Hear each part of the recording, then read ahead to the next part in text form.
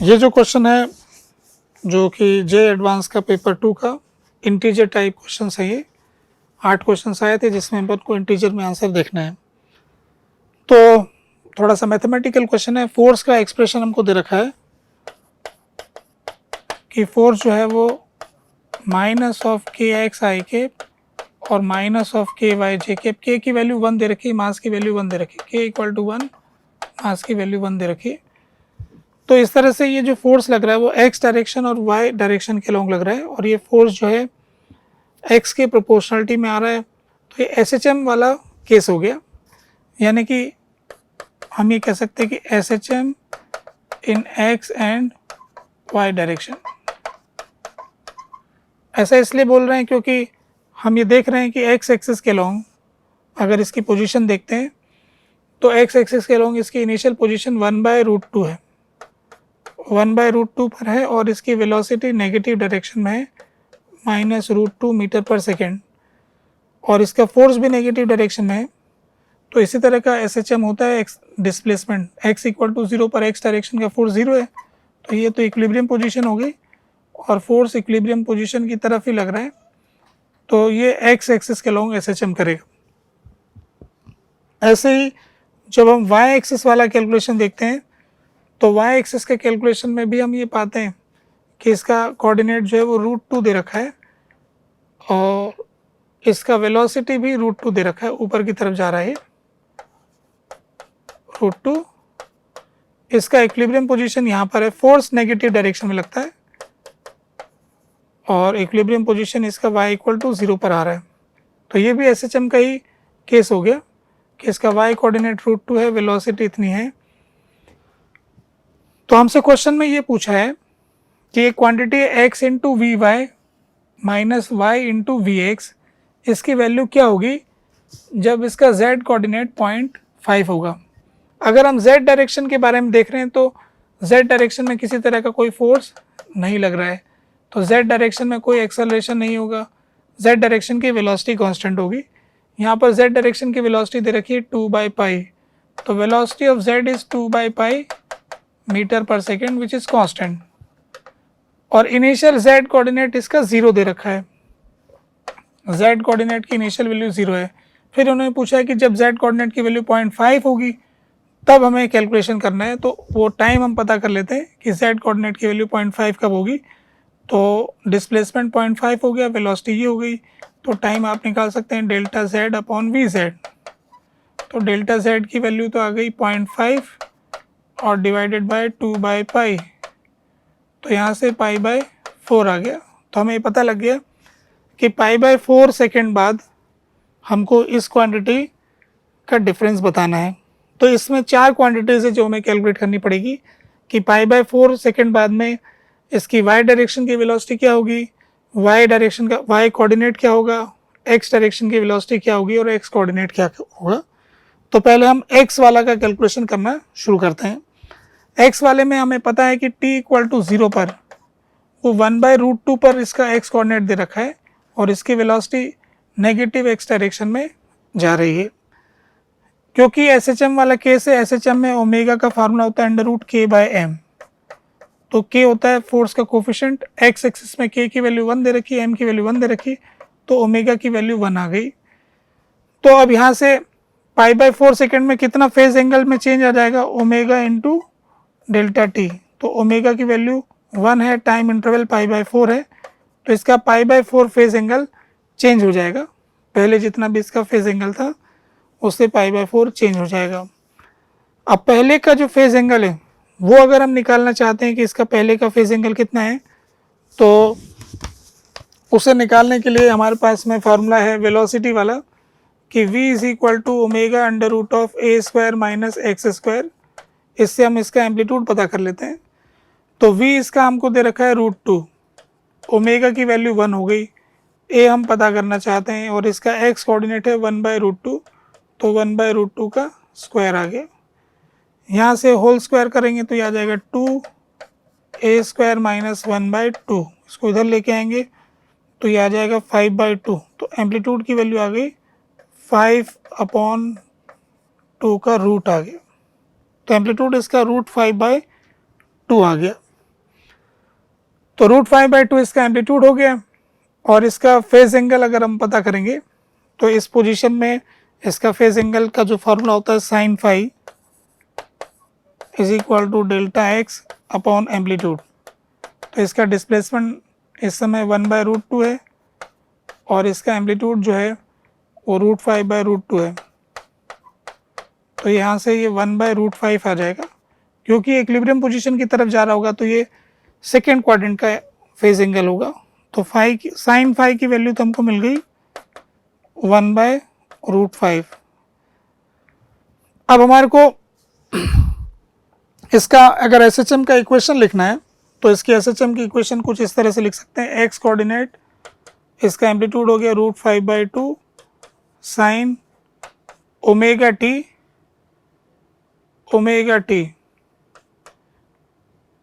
T plus phi, जो इसका पहले का एंगल हो गया। अभी हमारे को जानकारी के लिए पता करना है कि π/4 सेकेंड के ऊपर क्या ओमेगा की वैल्यू तो 1 आ रही है, तो यहाँ सब्स्टिट्यूट कर देंगे एक्स कोऑर्डिनेट पता करने के लिए। तो √5/2 साइन ओमेगा टी की जगह π/4 आ गया प्लस फाई हमने लिख रखा है पहले से ही, इसको ओपन कर लेंगे तो यहाँ से आ जाएगा √5/2 और साइन π/4, इसको ओपन करेंगे तो हमारे पास में वैल्यू आ जाएगी sin π/4 cos phi। तो ये हो गया 1/√2 cos phi plus 1/√2 sin phi। Second quadrant का फेज एंगल होने से cos phi की वैल्यू माइनस में जाएगी, तो sin phi अगर 1/√5 है तो cos phi की वैल्यू आ जाएगी 5 - 1 2/√5 माइनस में। तो यहाँ सब्स्टिट्यूट करेंगे तो ये √2 नीचे आ गया, तो ये √5/2 हो गया, और cos phi की वैल्यू आ गई हमारे पास -2/√5, और sin phi की वैल्यू आ गई 1/√5।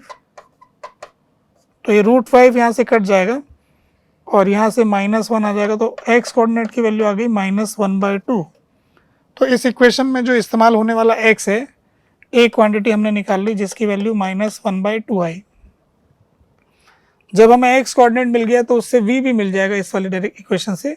इस इक्वेशन में पुट करेंगे, ओमेगा की वैल्यू 1 है, एम्पलीट्यूड की वैल्यू √5/2 है, तो ये 5/2 इसका स्क्वायर हो गया, और x की वैल्यू 1/2 आ गई तो -1/4 हो गया। ऊपर नीचे 2 से मल्टीप्लाई कर देंगे तो 10 - 1 9/4 3/2, तो v की वैल्यू 3/2 होगी।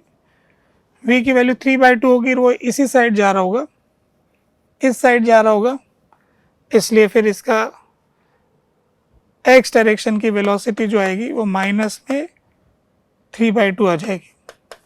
तो इस तरह से हमने x निकाल लिया और vx निकाल लिया। अभी हमें y डायरेक्शन का और कैलकुलेशन करना है, तो y डायरेक्शन की कैलकुलेशन के लिए ये हमारा डेटा हमारे पास दिखाई दे रहा है, और y डायरेक्शन का जो हिसाब लगाता हूँ मैं दूसरे कलर के पेन से करता हूँ। तो यहाँ पर ये SHM कर रहा है, इसका इक्वेशन देखेंगे तो v बराबर ओमेगा √a² - x², v की वैल्यू हमको दे रखी है √2, ओमेगा की वैल्यू 1 आ रही है इसमें भी, एम्पलीट्यूड इसमें हमको पता करना है, x की जगह पर यहाँ पर y आ जाएगा, y इसका √2 है, तो √2 का स्क्वायर हो गया। दोनों तरफ स्क्वायरिंग करेंगे तो ये 2 हो जाएगा, ये हो जाएगा a² - 2 को इधर लेके आएंगे 4 हो जाएगा, तो एम्पलीट्यूड इसमें 2 आ गया। तो इस वाले इक्वेशन में एम्पलीट्यूड की वैल्यू 2 के बराबर आ गई। इनिशियल फेज एंगल आप निकालना चाहते हो फाई, तो इसका शुरुआत में y कोऑर्डिनेट इसका √2 है और एम्पलीट्यूड इसका 2 है, तो 1/√2 आ गया। साइन फाई की वैल्यू 1/√2 आ गई, यानी फाई की वैल्यू, अब ये भी इक्विलिब्रियम पोजीशन से दूर जा रहा है तो इसका ये 45 डिग्री हो जाएगा, इनिशियल फेज एंगल 45। तो इसमें बड़ा अच्छा हो गया कि इनिशियल फेज एंगल 45 आ गया। फिर ओमेगा इंटू टी की वैल्यू भी 45 है, तो ये 90 डिग्री पर पहुंच जाएगा। 90 डिग्री पर पहुंच जाएगा तो इसका मतलब जो इसका एम्पलीट्यूड है उसके बराबर ये पहुंच जाएगा।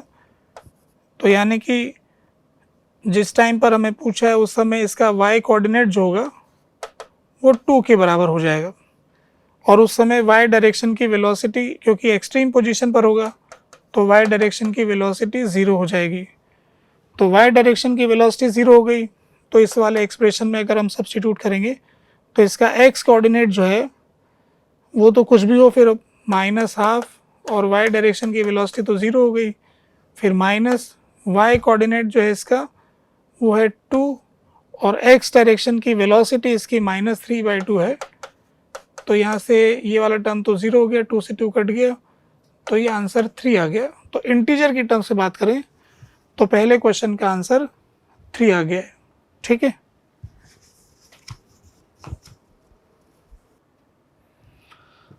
तो ये जो सेकंड क्वेश्चन है ये रेडियो एक्टिविटी का सवाल है, बेसिक डीके के संबंध में। तो रेडियो एक्टिविटी का जो क्वेश्चन है इसमें हमें दे रखा है कि जो थोरियम है जिसका नंबर 90 और 230 मास हो गया वो कन्वर्ट होता है पोलोनियम में जिसका नंबर 84 और 214 इसका मास नंबर है। इसमें कुछ अल्फा डिके होता है, तो अल्फा जो हम जानते हैं 2 और 4 इसके कुछ n1 number of alpha decay होते हैं और कुछ बीटा डिके होता है। तो मान लेते हैं कि n2 number of beta decay होते हैं, तो बीटा का -1 और 0 इस तरह से हम लिख सकते हैं।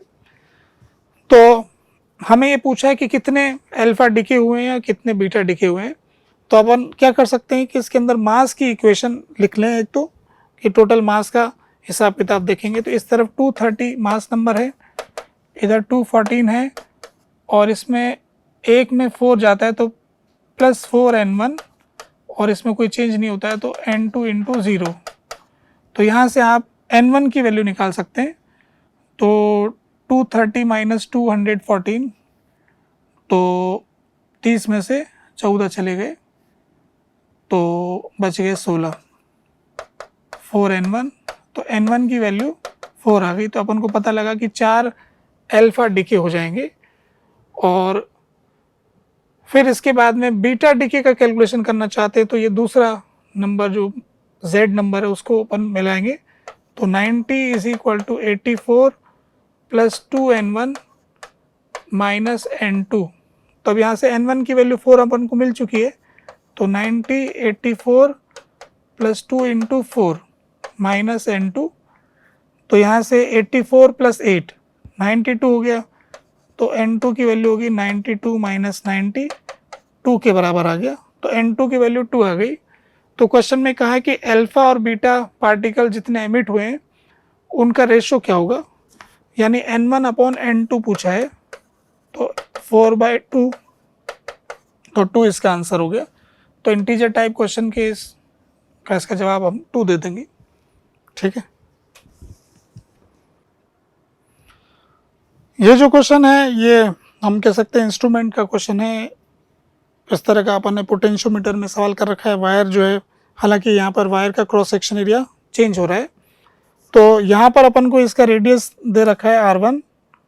r1 की वैल्यू जो है वो अपन को दे रखी है इस जगह पर 0.2 मिलीमीटर, और जब वो यहाँ तक पहुँचते हैं r2 तो इसका 1 मिलीमीटर हो जाता है। क्वेश्चन में ये कहा कि मिड पॉइंट पर इसको कनेक्ट किया और इसका रीडिंग 0 आ रहा है। तो बैलेंस्ड व्हीटस्टोन ब्रिज की कंडीशन हम लगाएंगे। यहाँ पर एक फार्मूला आपने जो पढ़ रखा होगा रेजिस्टेंस के मामले में, अगर इस तरह से ट्रंकेटेड कोन की फॉर्मेट में अगर रेजिस्टेंस होता है तो इसका फार्मूला होता है ρl/πr1r2। अगर यहाँ की रेडियस r1 है और यहाँ की रेडियस r2 है, अगर ये फार्मूला जानते हैं तो अपन इसको जल्दी से कर सकते हैं। r1 की वैल्यू x दे रखी है तो x डिवाइडेड बाय इसका रेजिस्टेंस लिखेंगे, इसका रेजिस्टेंस लिखेंगे तो रो, इस दोनों लेंथ बराबर बराबर है इसलिए ρl/πr1r2 तो πr1r2 तो इसका रेडियस है r1 और मिड पॉइंट का रेडियस rm मान लेते हैं एक बार के लिए कि मिड पॉइंट पर रेडियस rm होगी, इज इक्वल टू फिर वापस r2 की वैल्यू जो हमको क्वेश्चन में 1 दे रखी, 1 डिवाइडेड बाय ρl और पाई यहाँ की रेडियस होगी r mid point into r2 and वाली रेडियस हो जाएगी। तो ρl से ρl कट जाएगा, पाई से पाई कट जाएगा, rm से rm कट जाएगा। तो x की वैल्यू जो आ गई हमारे पास सीधी सीधी r2/r1 आ गई। r2 की वैल्यू हमको दे रखी 1 और r1 की वैल्यू दे रखी 0.2 तो 5 आ गई। तो इस तरह से हम ये कह सकते हैं कि जो अननोन रेजिस्टेंस है वो 5 ओम के बराबर है। तो 5 अपना इसमें आंसर हो जाएगा, x की वैल्यू 5। ठीक है, ये जो क्वेश्चन नंबर 4 है ये एक यूनिट एंड डायमेंशन का सवाल है ये, जिसके अंदर की मैग्नेटिक फील्ड को चार्ज का मास, प्लैंक्स कांस्टेंट और के जो अपने कूलम्ब्स लॉ वाला कांस्टेंट है के, उनकी पावर की टर्म्स में एक्सप्रेस करना है। यहाँ पर alpha, beta, gamma, delta 4 power दे रखी है और इधर मैग्नेटिक फील्ड दे रखा है। तो हम इनको एक्सप्रेस करेंगे तो मैग्नेटिक फील्ड का जो फार्मूला होता है F is equal to q v B, इस फार्मूले से हम मैग्नेटिक फील्ड के डायमेंशन लिख सकते हैं F अपॉन क्यू वी। तो यहाँ पर मैं मैग्नेटिक फील्ड के डायमेंशन लिख लेता हूँ पहले, M L T to the power -2, ये फोर्स के डायमेंशन हो गए, नीचे Q आ गया और वेलोसिटी का आ जाएगा एल टी -1, तो यहाँ से L कट जाएगा और T का पावर भी -1 आ जाएगा। तो M1 L0 और T to the power -1 and Q to the power -1, ये B के डायमेंशन हो गए। राइट हैंड साइड में E को तो Q में रख लेंगे, M तो M ही रह जाएगा। H और K का और कैलकुलेशन करना है, तो हमारे पास फार्मूला होता है H बराबर मतलब E बराबर HF, तो यहाँ पर H के डायमेंशन लिखना चाहेंगे तो वो हो जाएगा E बाय F, तो ये E इंटू टी आ जाएगा, E इंटू टी, तो E होता है ml2t -2 एनर्जी की डायमेंशन इंटू टी, तो यहाँ से आ जाएगा ml2t -1। दूसरा हमारे पास कूलम्ब्स लॉ वाला है K Q1 Q2 upon r square, तो K के डायमेंशन लिखना चाहते हैं तो फोर्स के डायमेंशन आ गए mlt -2 और इंटू एल स्क्वायर, डिस्टेंस का स्क्वायर, अपॉन क्यू स्क्वायर। तो इस तरह से अगर आप इसे लिखेंगे तो ये आ जाएगा ml³ t -2 q to the power -2। तो अब अपन ने K के भी डायमेंशन लिख दिए। अब इस इक्वेशन के हिसाब से डायमेंशन लिख लेते हैं। तो इस इक्वेशन में लेफ्ट हैंड साइड में B दे रखा है, तो उसके डायमेंशन को मैं लिख लेता हूँ दूसरे कलर से। तो M के B के डायमेंशन अगर लिखेंगे तो ये यहाँ से आ रहा है M1 L0 T to the power -1 Q to the power -1।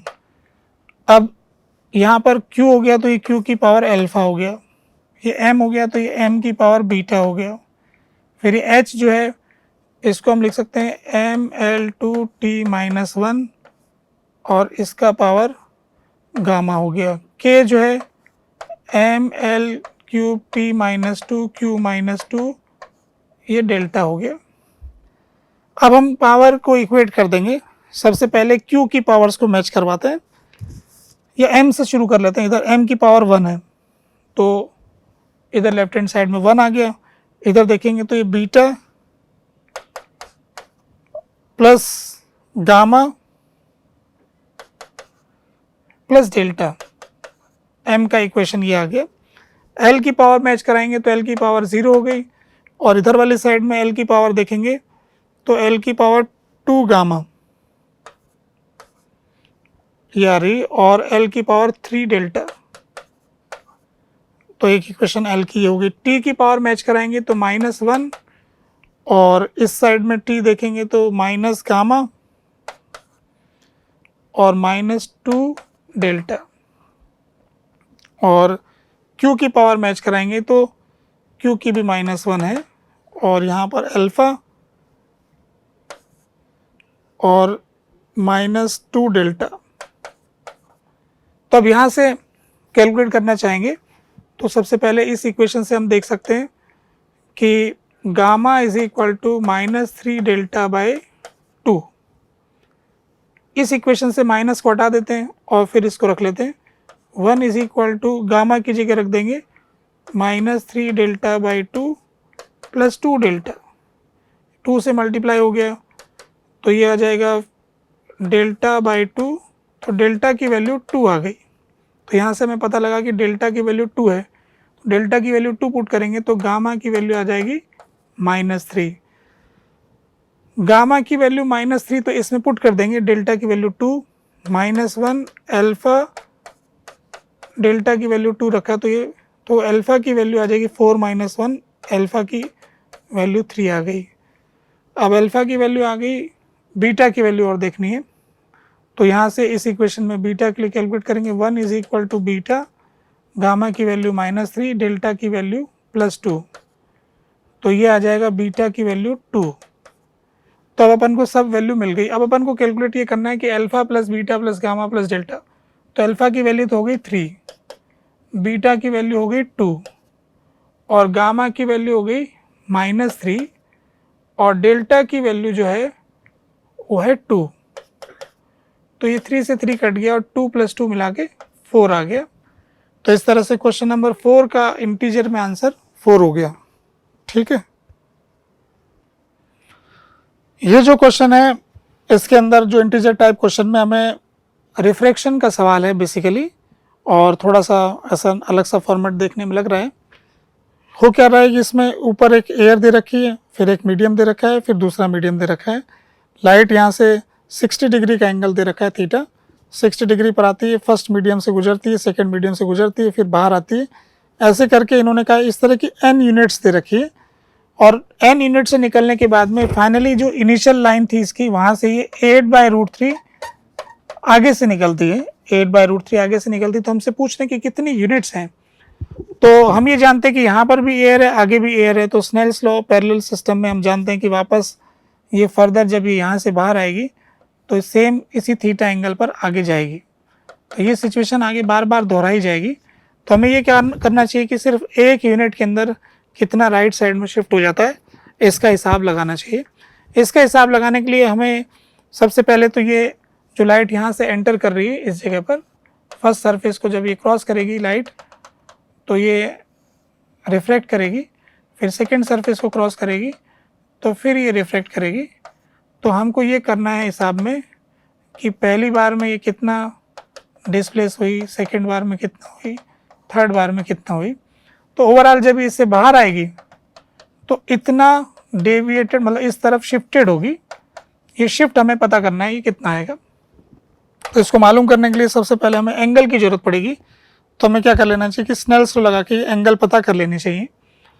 तो स्नेल्स लॉ लगाते हैं हम यहाँ से, तो अपने पास में कैलकुलेशन के लिए जो डेटा है वो स्नेल्स लॉ मैं यहाँ लगा देता हूँ। 1 sin 60 इज इक्वल टू μ1 दे रखा है √3/2 sin r1 और μ2 दे रखा है √3 sin r2। तो sin 60 की वैल्यू √3/2 हो गई। यहाँ से आप सॉल्व करेंगे तो आपको r1 की वैल्यू मिल जाती 45 डिग्री और r2 की वैल्यू मिल जाती 30 डिग्री। r1 r2 अपन ने कैलकुलेट कर लिया। यहाँ से हाइट हमको दे रखी है 1/3 और ये वाला एंगल 60 डिग्री है, तो ये आ जाएगा 1/3 tan 60। फिर इसके बाद में ये वाला जो डिस्टेंस है वो हमें क्वेश्चन में दे रखा है और उसकी वैल्यू √3 - 1/2 है, √3 - 1/2। ये एंगल 45 डिग्री आ गया, तो ये डिस्टेंस भी वही आ जाएगा √3 - 1/2। फिर ये वाला एंगल हमारा 30 डिग्री आ गया, तो ये जो डिस्टेंस है ये आ जाएगा √3 - 1/2 tan 30। तो इस तरह से ओवरऑल जो हॉरिजॉन्टल डायरेक्शन का शिफ्ट है एक के थ्रू वो अपन कैलकुलेट करना चाहेंगे। तो tan 60 तो √3 हो गया, तो ये आ जाएगा 1/3 इंटू √3, तो ये आ गया 1/√3 पहला वाला। दूसरे वाले में आ गया √3 - 1/2 और जो तीसरा वाला है उसमें यहाँ पर आ रहा है हमारे पास √3 - 1/2√3। तो इस शिफ्ट को कैलकुलेट करने के लिए अपन 2√3 नीचे ले लेते हैं, तो यहाँ से 2 आ जाएगा। 2√3 में ऊपर नीचे 2 से गुणा करेंगे, इधर √3 से गुणा कर लेंगे तो ये आ जाएगा 3 - √3 और ये √3 - 1, तो √3 से √3 कट जाएगा और 3 - 1 2 हो जाएगा, 2 + 2 4 हो जाएगा, 4/2 2 हो जाएगा, तो ये आ जाएगा 2/√3। एक यूनिट से गुजरने से ये राइट हैंड साइड में 2/√3 √3 शिफ्ट हो जाएगा। अगर n यूनिट्स हो जाएंगी तो टोटल शिफ्ट हो जाएगा 2n/√3। तो टोटल शिफ्ट हमको दे रखा है 8/√3, तो यहाँ से n की वैल्यू आ जाएगी 4। इस तरह की 4 यूनिट होंगी तब ये 8/√3 राइट साइड में शिफ्ट होगा। तो इस इंटीजर टाइप क्वेश्चन का आंसर हम 4 दे देंगे। ठीक है, ये जो क्वेश्चन है जैसे कि पेपर में रहते हैं कुछ क्वेश्चन सीधे साधे, ये भी उसी में से एक तरह का क्वेश्चन है। गॉस लॉ पर बेस्ड क्वेश्चन है। एक चार्ज दे रखा है, डायग्राम कुछ डराने के लिए बना रखा है, बाकी कुछ खास बात नहीं है। हम ये जानते हैं कि कोई भी क्यू चार्ज जब एनक्लोज्ड होता है तो उसकी वजह से फ्लक्स आता है Q/ε0।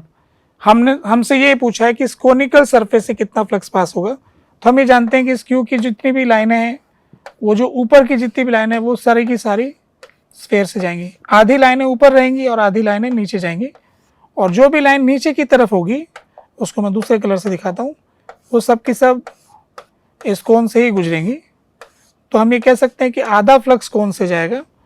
तो आधा फ्लक्स अगर कोन से जाएगा तो अपन इसके फ्लक्स थ्रू कोन अगर लिखना चाहेंगे तो वो आ जाएगा Q/2ε0। क्वेश्चन में दे रखा है कि इसकी वैल्यू NQ/6ε0 के बराबर है। तो n की वैल्यू क्या होगी, तो इसको सॉल्व करने से n की वैल्यू 3 आ रही है, तो अपन इसका आंसर 3 बता देंगे। ठीक है, क्वेश्चन नंबर 7 जो है ये स्प्रिंग मास सिस्टम का SHM का सवाल है। बस थोड़ा सा इसमें चेंज ये है कि इसका स्प्रिंग कांस्टेंट जो है वो 2 डायरेक्शन का अलग अलग है। यानी अगर एक ब्लॉक को अपन ने एक स्प्रिंग से बांध रखा है और ये स्प्रिंग का नेचुरल लेंथ है, तो अगर इसकी length L greater than L0 है तो इसका स्प्रिंग कांस्टेंट कुछ और है, जिसको इन्होंने 0.009 बताया है। जब इसकी लेंथ L0 से कम है यानी कंप्रेशन वाली साइड का, इसका स्प्रिंग कांस्टेंट जो है 0.016 बताया है।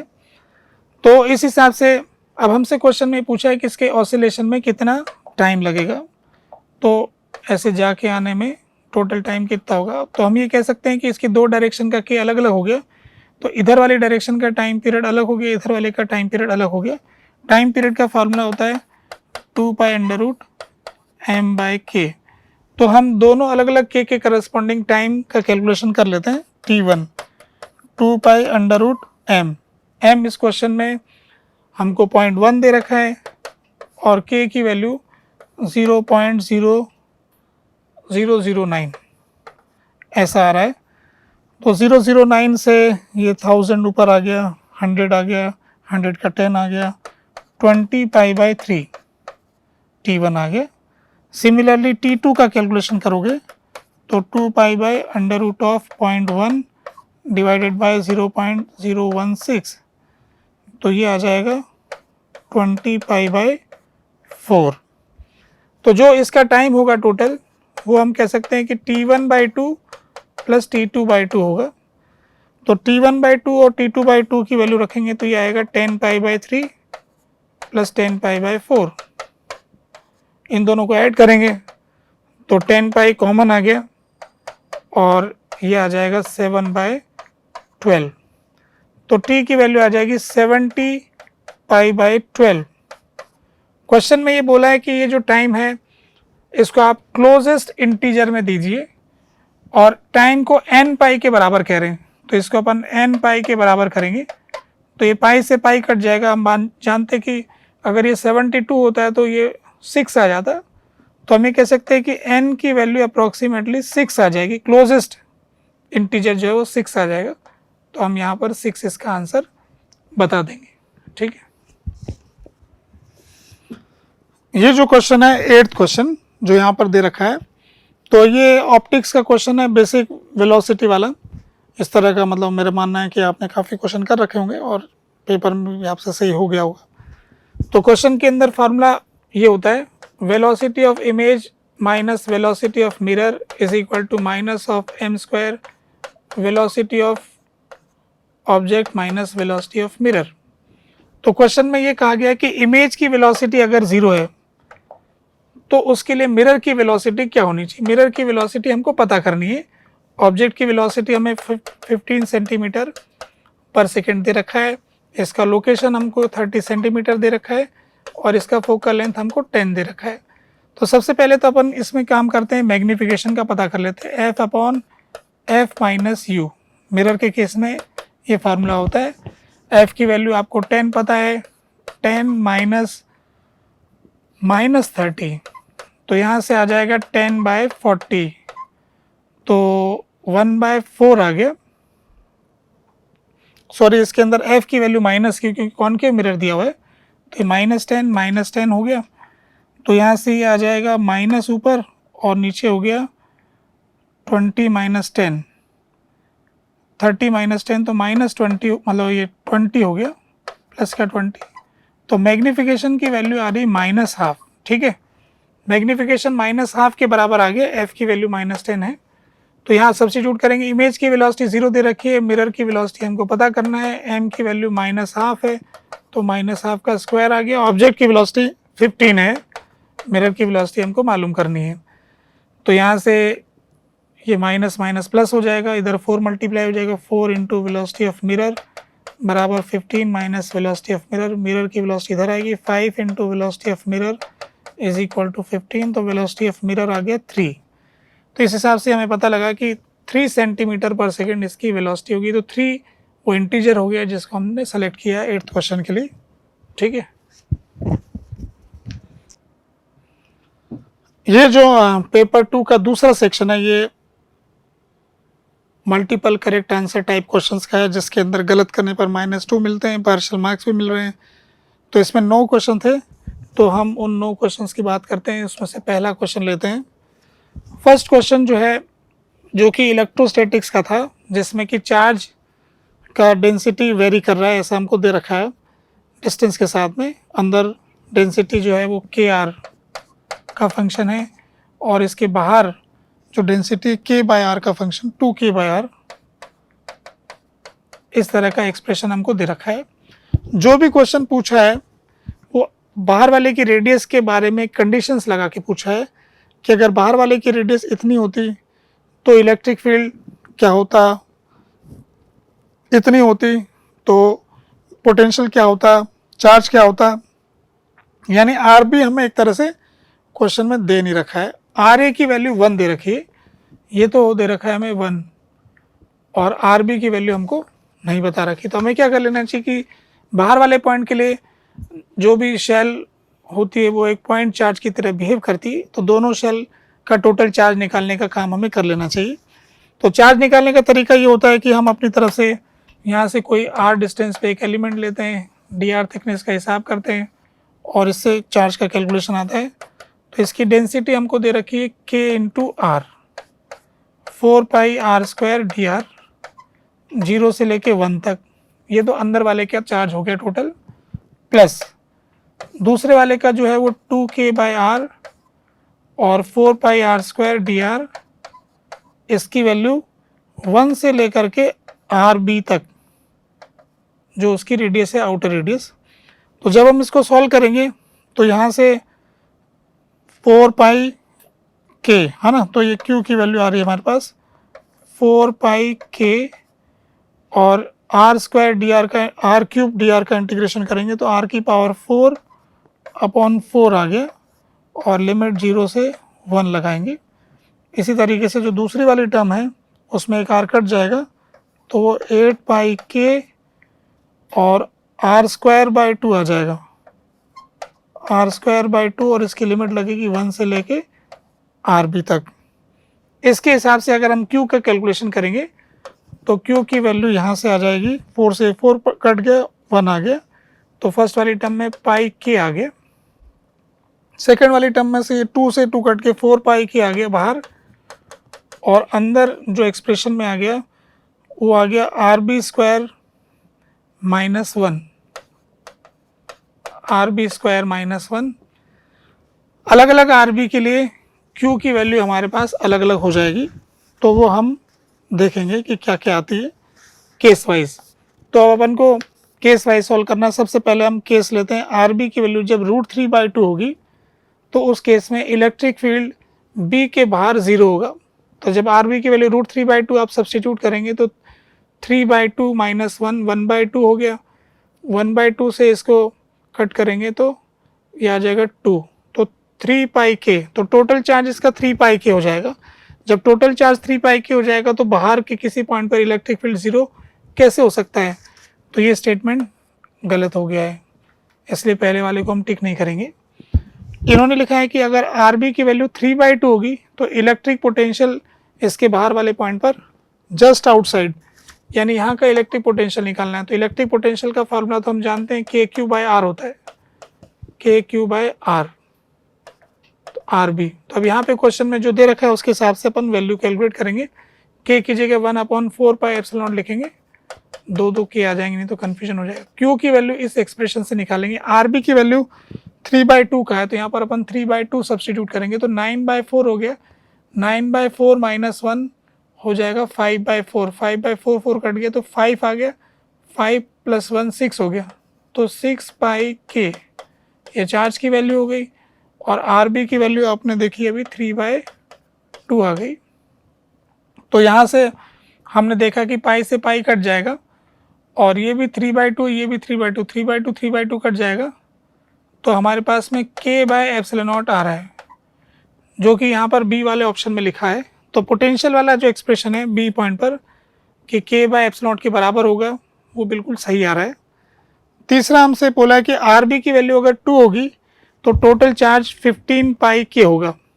तो आर बी की वैल्यू अगर हम 2 पुट कर देंगे तो 2 पुट करेंगे, 2 का स्क्वायर 4 हो गया, 4 - 1 3 हो गया, 3 × 4 12 हो जाएगा, 12 + 1 13 हो जाएगा, तो ये 13πk आ जाएगा। जबकि यहाँ पर 15πk दे रखा है। 15πk सही जवाब नहीं है, इसलिए हम इस बी वाले को, सी वाले को सेलेक्ट नहीं करेंगे।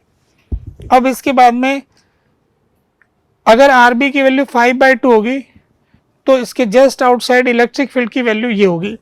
इलेक्ट्रिक फील्ड का फॉर्मूला हम जानते हैं, KQ/R² होता है। यहाँ पे बी के जस्ट बाहर है तो आर बी का स्क्वायर हो जाएगा। K यहाँ पर 1/4πε0 हो गया। अब Q का कैलकुलेशन करना है जब आर बी की वैल्यू 5/2 होगी। जब आर बी की वैल्यू 5/2 होगी तो 25/4 - 1, तो 21/4, 4 से 4 कट गया, तो ये 21 + 1 हो गया 22, तो ये हो जाएगा 22πk Q की वैल्यू होगी।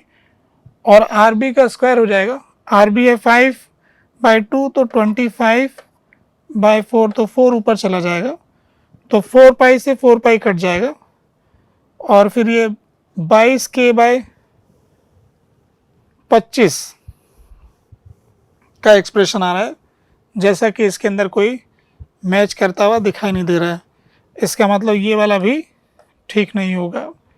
तो इस तरह से जस्ट आउटसाइड वाले पॉइंट पर जो इलेक्ट्रिक फील्ड का कैलकुलेशन है एक बार हम कंफर्म कर लेते हैं। 5/2 इसका वैल्यू रखा, तो ये 25/4 हो गया, 25/4 25 - 4 हो गया 21, 4 से 4 कट गया, तो 21 + 1 22, 22πk अपॉन डिस्टेंस का स्क्वायर 25/4, 4 से 4 कट गया, पाई से पाई हट गया, तो 22/25 ऐसे कोई एक्सप्रेशन नहीं है, यानी ये भी नहीं आएगा। इसका मतलब क्वेश्चन नंबर 9 जो कि मल्टीपल करेक्ट वाला था, पर इसके कोई भी करेक्ट मल्टीपल नहीं है, सिर्फ एक ही ऑप्शन इसका है, तो B should be the answer of this question.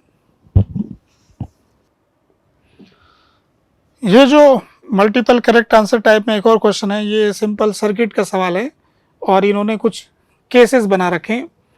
तो अगर हम इसको ध्यान से देखें तो ये एक सर्किट ये दे रखा है, एक सर्किट ये दे रखा है। क्वेश्चन में दे रखा है कि R1 की वैल्यू 1 ओम है, R2 की वैल्यू 2 ओम है, R3 की वैल्यू 3 ओम है, ऐसे R1 R2 R3 की वैल्यू हमको दे रखी है। और एक स्विच दे रखा है S1 और एक स्विच दे रखा है S2। स्विच को ओपन करते हैं तो और स्विच को क्लोज करते हैं तो क्या होगा। और ए और बी के क्रॉस एक बार क्वेश्चन में 6 वोल्ट लगाए हैं और एक बार कांस्टेंट 2 एम्पियर का सोर्स लगाया है। तो हमें क्या कर लेना चाहिए कि ओपन वाले केस में इसका एक इक्विवेलेंट रेजिस्टेंस पता कर लेना चाहिए और क्लोज वाले में इसका इक्विवेलेंट रेजिस्टेंस पता कर लेना चाहिए। तो फर्स्ट वाला जो केस है, इसके अगर अपन ओपन वाले केस में इक्विवेलेंट रेजिस्टेंस पता करेंगे तो यहाँ पर R1 की वैल्यू हमको क्वेश्चन में दे रखा है 1 और R2 की वैल्यू क्वेश्चन में हमको दे रखी है 2 और R3 की वैल्यू दे रखी है 3 और यहाँ पर एक 1/2 हो गया। तो इस तरह का जब ये ओपन रहेगा तो ये सर्किट कुछ इस तरह का बनेगा। तो इस केस में 2 और 3 का मिला के 5 हो गया, 5 और हाफ, तो 5 into half upon 5 plus half, तो यहाँ से 2 नीचे चला जाएगा, 5 अपॉन 11 प्लस 1 करेंगे तो ये आ जाएगा 16 अपॉन 11। तो जब ये ओपन होगा तो हमारे पास एक रेजिस्टेंस आ गया 16/11 ओम जब ये ओपन होगा। जब ये क्लोज होगा तो ये वाला सर्किट तो शॉर्ट सर्किट होकर के ये रेजिस्टेंस बाहर हो जाएगा, ये रेजिस्टेंस बाहर हो जाएगा तो फिर सिर्फ 5/11 बचेगा। तो क्लोज वाले में ये 5/11 ओम। पहले सर्किट के हमने ये ओपन का बताया और ये क्लोज का बताया। इसी तरीके से सेकंड वाला जो सर्किट है इसको भी हम देख सकते हैं। R1 की वैल्यू हमको दे रखी है 1 ओम, R2 की वैल्यू 2 ओम, R3 की वैल्यू 3 ओम और ये हो गया 6 ओम। जब ये ओपन होगा तो ये सर्किट में शामिल नहीं होगा, सिर्फ ये तीनों ही शामिल होंगे और इन तीनों का जो इक्विवेलेंट आएगा 1/1 plus 1/2 plus 1/3 is equal to 1/R equivalent. तो यहाँ से हम देखेंगे तो 6 आ गया, फिर ये 6 प्लस 3 प्लस 2 तो 1/R इक्विवेलेंट। तो R इक्विवेलेंट की वैल्यू 6/11 आ जाएगी। तो जो ये वाला सर्किट है सेकंड वाला सर्किट में ओपन में इसका जो रेजिस्टेंस आता है वो आ रहा है 6/11 ओम, 6/11 और ओपन में ऐसा आ गया। फिर क्लोज वाले में जब इसका कैलकुलेट करेंगे तो ये 6 भी इसके साथ शामिल हो जाएगा, तो इसके अंदर एक टर्म और आ जाएगी 1/6। तो 1 प्लस 1/2 प्लस 1/3 प्लस 1/6। तो इसका कैलकुलेशन बिठाएंगे तो ये अपने पास 6 आ गया और यहाँ पर 6 आ गया, फिर यहाँ पर 3 आ गया, यहाँ पर 2 आ गया, यहाँ पर 1 आ गया, 1/R इक्विवेलेंट। 1/R इक्विवेलेंट करेंगे तो ये 12 आ जाएगा। 6 प्लस 6/2 तो R इक्विवेलेंट की वैल्यू 2 आ जाएगी। 12 और 6 तो 2R इक्विवेलेंट आ जाएगा 1/2, यानी कि क्लोज के अंदर इसकी वैल्यू 1/2 है। तो जब इसको आप क्लोज करेंगे तो इसकी वैल्यू 1/2 ओम होगी। तो इस तरह से हमने क्या किया कि इन दोनों सर्किट का ओपन और क्लोज का रेजिस्टेंस पता कर लिया। अब केस वाइज हम बात करने जा रहे हैं। जब वोल्टेज 6 वोल्ट लगाया गया ए और बी दोनों के क्रॉस, तो उस केस में क्या होगा। तो इन्होंने P1 जो पावर है उसके बारे में क्वेश्चन में लिखा है कि P1 कब है, जब सर्किट ओपन है। सर्किट ओपन है तो सर्किट ओपन वाला केस, दोनों का ओपन वाला केस हमको लेना है। तो अगर आपने इसमें 6 वोल्ट लगाया और इसमें 6 वोल्ट लगाया तो किसका पावर अधिक होगा। तो 6/11 और 16/11 में 16/11 जो है वो पहले वाले सर्किट का रेजिस्टेंस अधिक हो गया, तो V²/R जिसका रेजिस्टेंस अधिक होगा उसका पावर कम होगा। तो इसलिए इसका पावर कम दे रखा है क्वेश्चन में कि P1 is less than P2। तो पावर का फार्मूला क्योंकि वोल्टेज सेम है इसलिए V²/R से लगाएंगे और V सेम है, R जिसका अधिक होगा उसका पावर कम होगा, तो फर्स्ट वाले का R अधिक आ रहा है तो इसलिए इसका A सही हो गया। फिर इसके बाद में सेकंड वाले ऑप्शन की बात करेंगे। तो सेकंड वाले में अपन ने क्या किया कि 2 एम्पियर का करंट इसमें लगाया, दोनों में ही, इसमें भी 2 एम्पियर इसमें भी 2 एम्पियर। अब करंट के केस में जो पावर का फार्मूला वो होता है I²R। जब I²R की बात करेंगे तो I दोनों में सेम है, R जिसका अधिक होगा वो होगा, तो हम देख रहे हैं कि 1 वाले का R अधिक होगा तो इसलिए P1 की वैल्यू P2 से अधिक होगी, इसलिए ये भी सही हो गया। फिर इसके बाद में सेकंड केस में क्लोज्ड वाले केस में 6 वोल्ट लगाया, तो 6 वोल्ट अपन ने इसमें लगाया, 6 वोल्ट इसमें लगाया, ये 5/11 है और इसको ऊपर नीचे 11 ये नीचे 2 दे रखा है, तो इसको 2 से गुणा कर लें तो 10/22 और 11/22 हो जाएगा ऊपर नीचे। तो ये 11/22 और ये 10/22 हो गया, 10/22 11/22। तो इसका रेजिस्टेंस अधिक हो गया। तो अब की बार अपन को कंपेयर करने के लिए कहा है कि Q1 की वैल्यू P1 से अधिक होगी। यानी P1 तो कब है कि जब ये स्विच ओपन था, तो स्विच ओपन था तब 6 वोल्ट, और फिर Q1 जो हो गया तो स्विच क्लोज था, उस समय 6 वोल्ट लगाए। तो 6 वोल्ट को अपन ने इसी में लगाया, क्लोज और ओपन के अंदर। तो इस केस में हम देखेंगे कि क्लोज करने वाले केस में रेजिस्टेंस घट गया है, तो V²/R, तो V²/R के हिसाब से रेजिस्टेंस कम है तो पावर अधिक आ जाएगा। तो पावर अधिक आ जाएगा तो Q1 ग्रेटर देन P1 आ जाएगा। तो इस हिसाब से ये भी सही हो गया, सी वाला ऑप्शन भी ठीक हो गया। फिर इसके बाद में when a constant current is connected across A and B, Q1 और Q2 को कंपेयर कर रहे हैं। जब कांस्टेंट करंट रखेंगे तो इन दोनों को बात करेंगे तो I²R का कैलकुलेशन करेंगे। I²R में अभी अपन ने देखा था कि इसको अगर 11 से मल्टीप्लाई करेंगे तो 11/22 है, और इसको 2 से तो ये 10/22 है। तो सेकेंड वाले का जो है वो रेजिस्टेंस अधिक है, सेकेंड वाले का रेजिस्टेंस अधिक है, तो इसमें तो उल्टा दे रखा है, इसलिए डी वाला ऑप्शन इसमें होगा नहीं। तो इस हिसाब से इस क्वेश्चन में जो कैलकुलेशन से आ रहा है ABC 3 आंसर सही हो जाएंगे। ठीक है, ये क्वेश्चन जो है सरफेस टेंशन पर बेस्ड क्वेश्चन था, जिसके अंदर बाहर की कंडीशन को हम चेंज कर रहे हैं। तो बाहर का प्रेशर चेंज करेंगे तो भीतर की कंडीशंस माने रेडियस में क्या चेंजेस होंगे वो हमें कैलकुलेट करना है। दो तरह के केसेस इसमें कंसीडर कर रखें कि एक केस में आप ऐसा मान लीजिए कि बबल जो है वो परफेक्टली कंडक्टिंग है, और एक केस में वो नॉन कंडक्टिंग है। अंदर की जो गैस है उसके लिए फिर उस हिसाब से प्रोसेस लग जाएगी, यानी कि एक तरह से थर्मोडायनेमिक्स प्लस सरफेस टेंशन को मिक्स किया हुआ है। तो अब इसके अपन क्वेश्चन वाइज चेक करते हैं। तो सबसे पहले अपन ए ऑप्शन की बात करते हैं। If the surface of the bubble is perfect heat insulator, तो इसमें क्वेश्चन में कंडीशन दे रखी है कि पहले की रेडियस अपन को R1 दे रखी है, फिर बाद वाली रेडियस इसकी R2 हो गई, कम ज़्यादा ऐसे ही डायग्राम दिखाया बस। पहले का एटमॉस्फेरिक प्रेशर PA1 और बाद का PA2। अब अपन को ये मानना है कि परफेक्ट हीट इंसुलेटर है ये। अगर ये हीट इंसुलेटर है तो उसकी रेडियस और उसके प्रेशर में क्या रिश्ता होगा, या इसके रेडियस और टेम्परेचर, परफेक्ट हीट इंसुलेटर में एक डी वाला ऑप्शन भी दे रखा है, टेम्परेचर और रेडियस में क्या रिलेशन, माने प्रेशर, ये प्रेशर का एक्सप्रेशन दे रखा है, इनमें क्या रिलेशन आएगा। तो अगर मुझे रेडियस का कैलकुलेशन चाहिए तो हम PV की पावर गामा बराबर कांस्टेंट वाला फार्मूला यहाँ पर लगा सकते हैं। P1 V1 की पावर गामा बराबर P2 V2 की पावर गामा। क्वेश्चन में गामा के बारे में हमको जानकारी दे रखी है, 5/3 लेना है।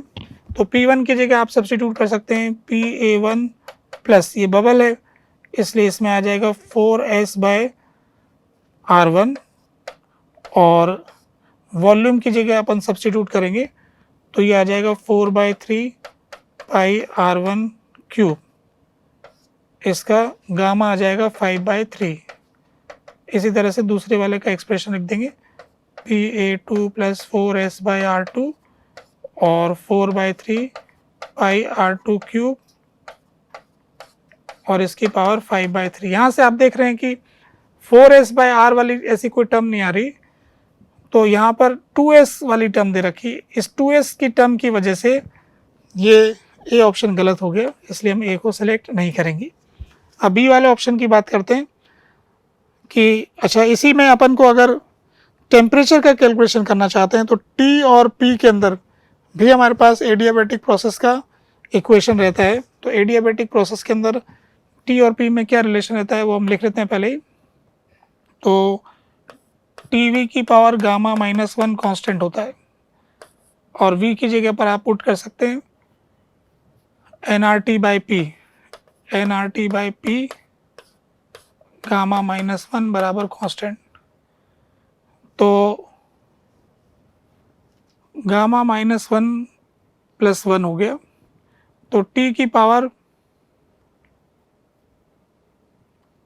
पावर आ जाएगा गामा और p की पावर गामा -1 बराबर कांस्टेंट।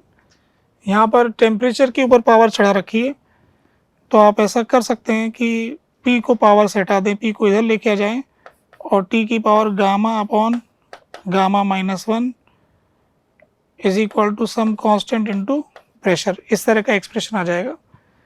तो आप गामा की वैल्यू आपको 5/3 दे रखी है, तो यहाँ सब्स्टिट्यूट कर देंगे T1, ये वाला एक्सप्रेशन हम निकाल लेते हैं, T1 5/3 upon 5/3 -1 divided by T2 5/3 upon 5/3 -1 is equal to P1 को आप लिख सकते हैं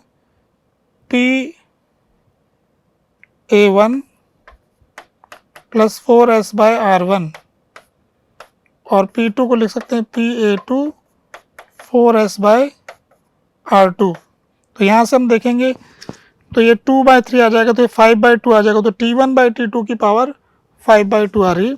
तो एक्सप्रेशन हमारा आ रहा है T1/T2 की पावर 5/2 और राइट हैंड साइड में PA1 + 4S/R1 PA2 + 4S/R2। तो इस वाले एक्सप्रेशन से देखेंगे तो ये मैंने जो लिख रखा है T1/T2 T2/T1 लिखा है, तो ठीक मैच खा रहा है, तो इसका मतलब ये डी वाला ऑप्शन सही हो गया। तो हम इसमें से डी को सेलेक्ट कर लेंगे। अब बी और सी और चेक करना है। बी में लिखा है the surface of the bubble is perfect heat insulator, then the total energy of the bubble including the surface energy does not change with external atmospheric pressure। तो हम ये जानते हैं कि अगर एक्सटर्नल एटमॉस्फेरिक प्रेशर के साथ इसका इंटरेक्शन है तो उसके वॉल्यूम के चेंज होने से एटमॉस्फेयर की तरफ से वर्क आएगा, और क्योंकि आपने इसको हीट इंसुलेटर बना दिया है तो हीट एक्सचेंज तो होगी नहीं, इसका मतलब कुछ ना कुछ एनर्जी में चेंज आ जाएगा। तो इसमें लिखा है कि चेंज नहीं आएगा, तो ये बात गलत लिख दी है, इसलिए बी वाला ऑप्शन गलत हो गया। अब सी वाले ऑप्शन के बारे में लिखा है कि अगर ये हीट कंडक्टर होता तो फिर इसकी रेडियस और प्रेशर में कुछ ऐसा रिश्ता होता। तो हीट कंडक्टर वाले केस में इसको आइसोथर्मल प्रोसेस मान लेंगे, तो यहाँ पर P1 V1 बराबर P2 V2 की कंडीशन लगा देंगे। तो P1 आप लिखेंगे PA1 + 4S/R1 और वॉल्यूम की जगह 4/3 पाई R1 क्यूब। इसी तरह से PA2 4S/R2 और वॉल्यूम की जगह आ जाएगा 4/3 पाई R2 क्यूब। तो यहाँ से आप देखेंगे कि R1/R2 का क्यूब आ रहा है और ऐसा ही एक्सप्रेशन बन रहा है प्रेशर का जब इसको इधर लेके जा रहे हैं।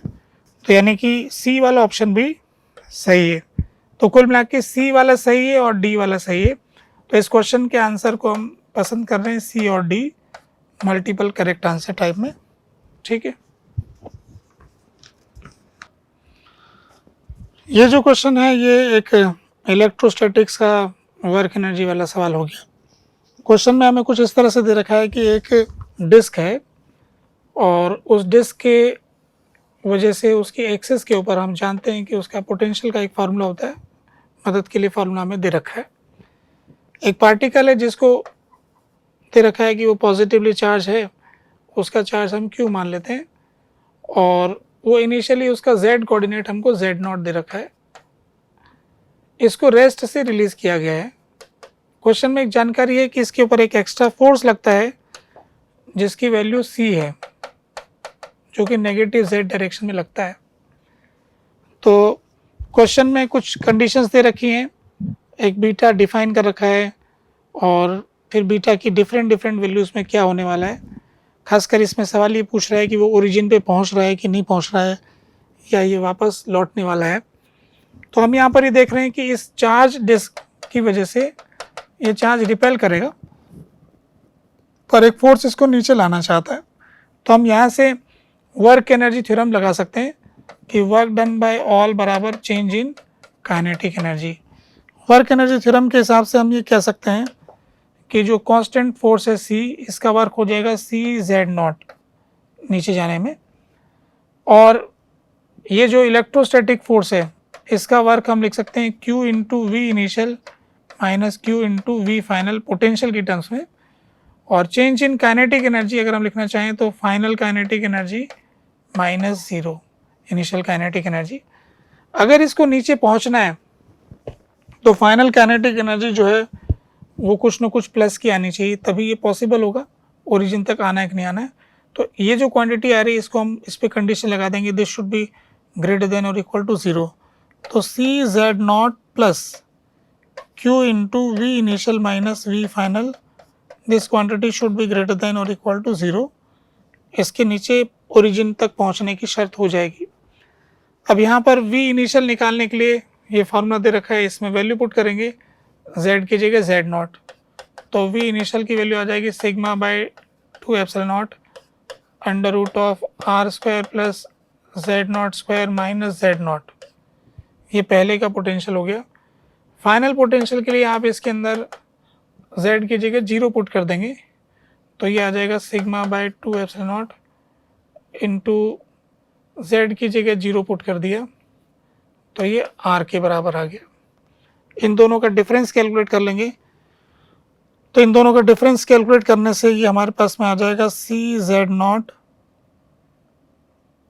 Plus Q into V initial minus V final, तो यहाँ से sigma by 2 epsilon naught common आ गया, V initial minus V final तो ये हो गया under root of R square plus Z0 square minus Z0 minus R, ऐसा एक्सप्रेशन आ गया।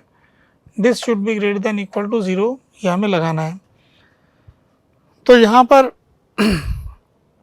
जो कैलकुलेशन में आ रहा है, अगर मैं इसमें से इसको कॉमन ले लेता हूँ, Q sigma by 2 epsilon not को पूरी इक्वेशन से कॉमन लेके आ जाएंगे, तो ये अपने पास में एक्सप्रेशन में आ जाएगा 2C upon Q sigma Z0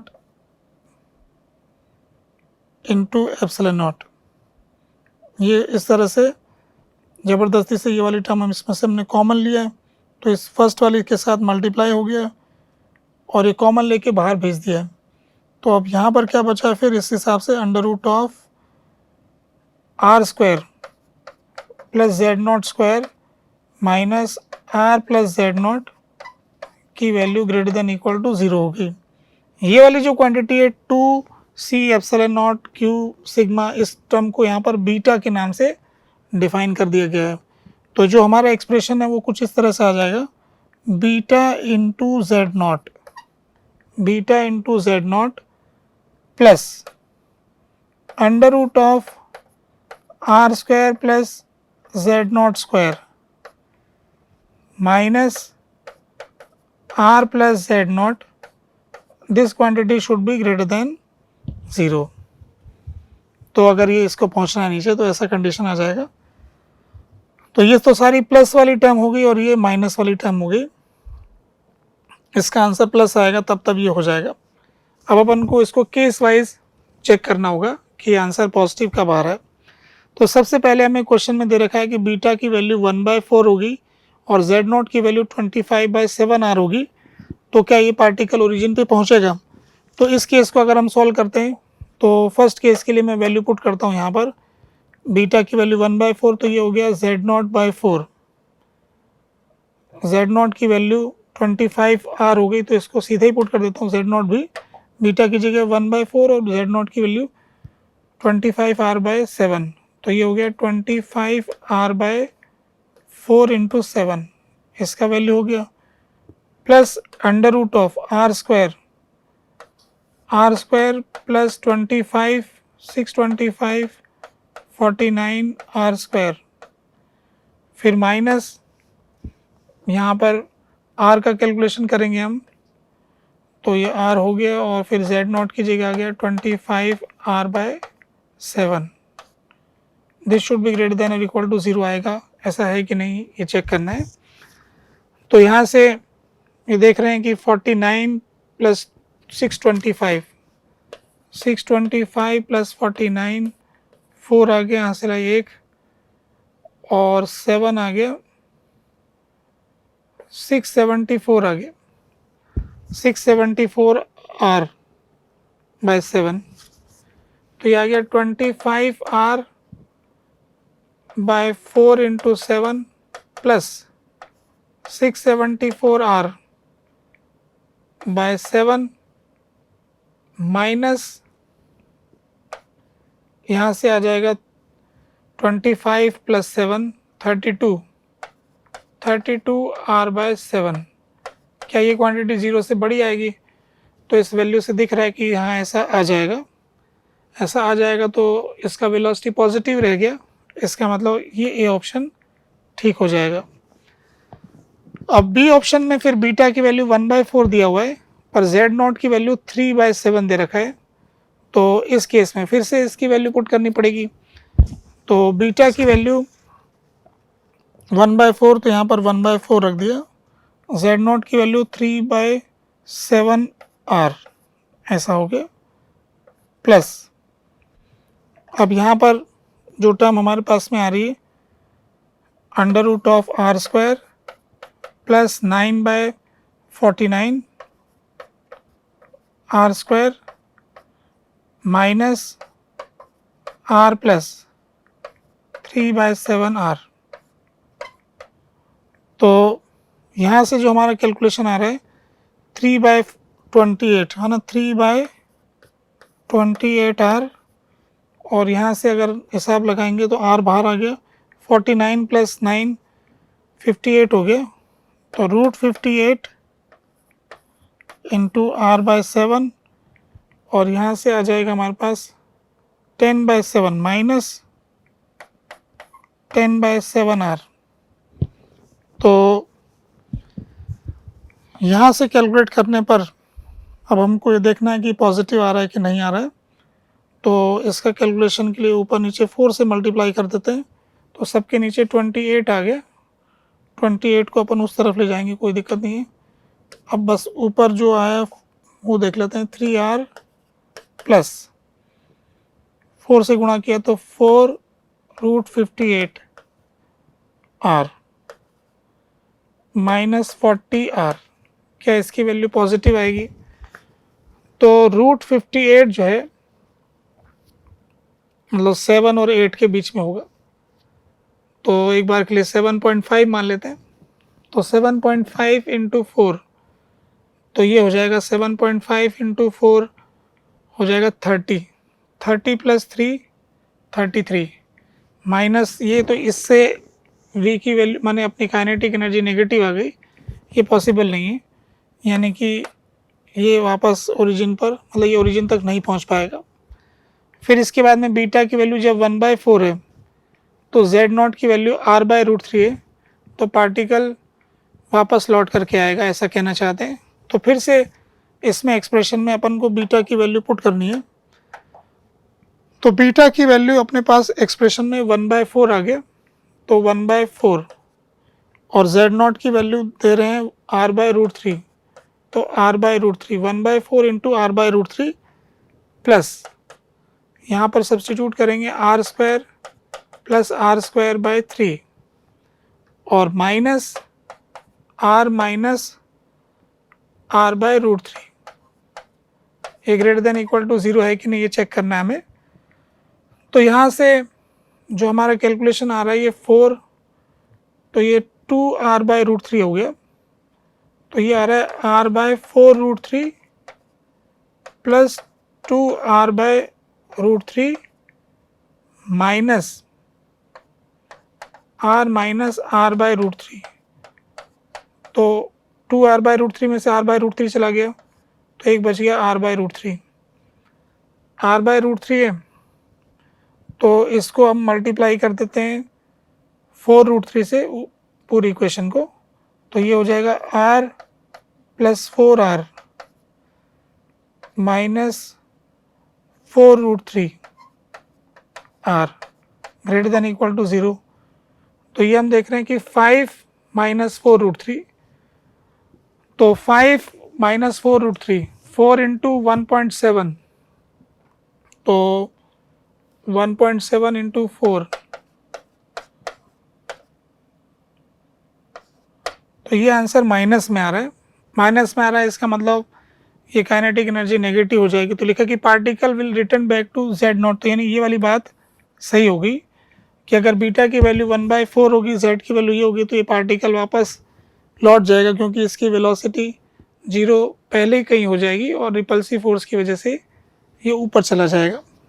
फिर बीटा की वैल्यू ग्रेटर देन 1 है और जेड नॉट की वैल्यू ग्रेटर देन 1 है, तो पार्टिकल हमेशा ओरिजिन पर पहुंचेगा। तो अगर ऐसा है तो इसको चेक कर लेते हैं हमारे पास। तो हमारा एक्सप्रेशन कुछ यूँ है, beta into Z naught plus under root of R square plus Z naught square minus R plus Z naught should be greater than equal to 0। तो यहाँ से एक्सप्रेशन जेड नॉट वाला एक साथ कर लेते हैं हम। तो यहाँ से आ जाएगा बीटा -1 इंटू जेड नॉट, फिर बचा हमारे पास R square plus Z naught square minus Z naught greater than equal to 0। तो क्वेश्चन में लिखा है कि अगर बीटा की वैल्यू 1 से बड़ी है तो ये वाली क्वांटिटी तो पॉजिटिव हो गई, और दूसरा लिखा है कि जेड नॉट की वैल्यू 0 से बड़ी है। अगर जेड नॉट की वैल्यू 0 से बड़ी है तो ये वाली क्वांटिटी जो है पॉजिटिव होगी, दोनों ही क्वांटिटी पॉजिटिव होगी, तो ये दोनों क्वांटिटी पॉजिटिव हो गई, यानी ये बात एकदम सही हो गई।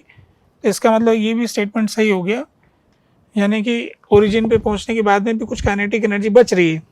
तो इस तरह से इस क्वेश्चन में थोड़ा सा कैलकुलेशन है और एक ही चीज़ को बार बार कैलकुलेट कर रहे हैं, एक एक्सप्रेशन हमने लिख लिया है। तो इसका आंसर हम सेलेक्ट कर रहे हैं ACD। ठीक है, क्वेश्चन नंबर 12 का आंसर ACD होगा।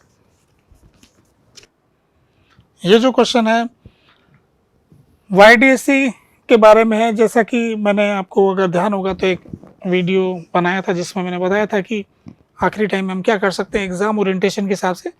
तो हम ये पूरे पेपर जो अभी मैंने डिस्कशन किया है, इससे मैं देख रहा हूँ कि काफ़ी हद तक जैसा प्रिडिक्ट किया था वैसा आ रहा है, और मुंबई का नेचर जो है पहले के पेपर में जिस तरह का था लगभग वैसा वैसा उन्होंने लिया है। अगर हम देखेंगे तो 2007 के और 2015 के पेपर में उन्होंने मैच दी कॉलम लिए, तो इस बार उन्होंने अपना उस पैटर्न के हिसाब से मैच दी कॉलम को शामिल किया है। मैंने एक प्रिडिक्शन उसमें ये दिया था कि YDSC का एक क्वेश्चन होगा जिसके अंदर डिफरेंट मीडियम, उसमें मतलब उसमें मीडियम आना चाहिए, 2 अलग अलग मीडियम का। तो बाय लक मैंने वैसा ही क्वेश्चन आया, पर थोड़ा सा मैंने सिचुएशन तो नई तरह की है, पर एक रफ एक व्यू दिया था कि YDSC में मीडियम वाले सवाल अपन को हैंडल करने आने चाहिए।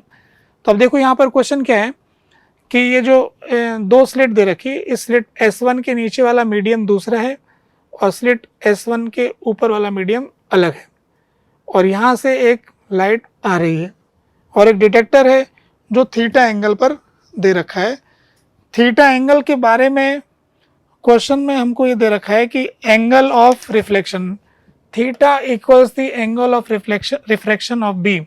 जिस एंगल पे लाइट रिफ्लेक्ट करेगी उसी एंगल पर उसको देखा जा रहा है। तो डिटेक्टर क्या डिटेक्ट करता है वो हमें कैलकुलेट करना है। तो इसके लिए मैं अगले पेज पे एक दूसरा डायग्राम बनाता हूँ, आप देखिए।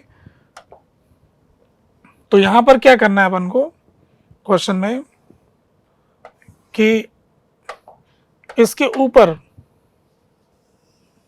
एक अलग मीडियम है 1 और इसके नीचे एक अलग मीडियम है।